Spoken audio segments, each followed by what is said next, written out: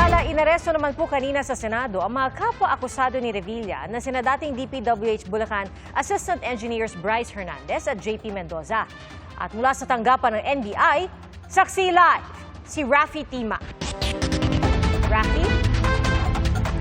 Pia, sumailalim na sa booking procedure itong si dating DPWH Engineer Assistant District Engineer Bryce Hernandez at si Engineer JP Mendoza dito sa NBI headquarters dito sa Pasay City.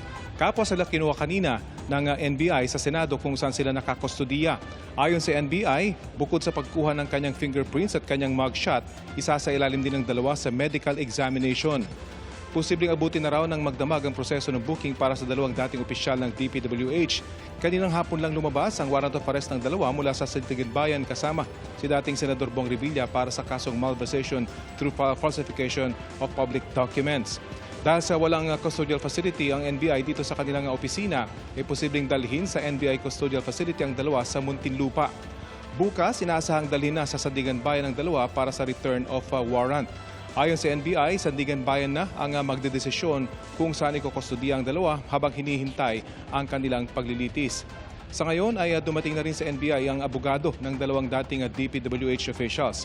Tumanggi muna siya magbigay ng pahayag pero nagpahiwatig siya na mas gugustuhin sana nilang manatili sa kustudiya ng NBI ang kanilang kliyente.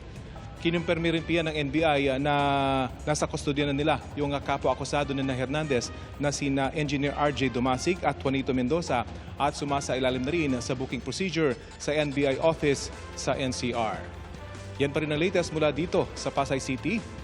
Ako si Raffy Tima para sa Saksi. Raffy, may posibilidad ba na ipaghiwalay ang mga akusado na nasa kustodiya ngayon ng NBI? Itong dalawang nandito ngayon sa NBI headquarters ay posibleng dalawa na silang dadalhin dito sa Muntinlupa dahil walang custodial facility dito sa NBI headquarters. Although sa ating pagkakaalam, ngayon lamang Pia, mukhang nakalabas na itong dalawang akusado. Hindi na idinan dito sa main entrance. Actually, marami naghihintay dito na membro ng media pero biglang nawala na raw sila doon sa kwarto. Kanina ay isinailalim na sila sa medical procedure. Pero ayon sa NBI ay posibleng doon na nga sa Muntinlupa sila dadalhin. Pero bukas ay dadalhin na sila sa Sandigan Bayan at posibleng magkakasama na sila ng iba pang mga akusado kapag ibinilik na sila sa Sandigan Bayan, Pia. Alright, maraming salamat sa iyo, Raffy Tima. Mga kapuso, maging una sa Saksi. Mag-subscribe sa GMA Integrated News sa YouTube para sa iba't ibang balita.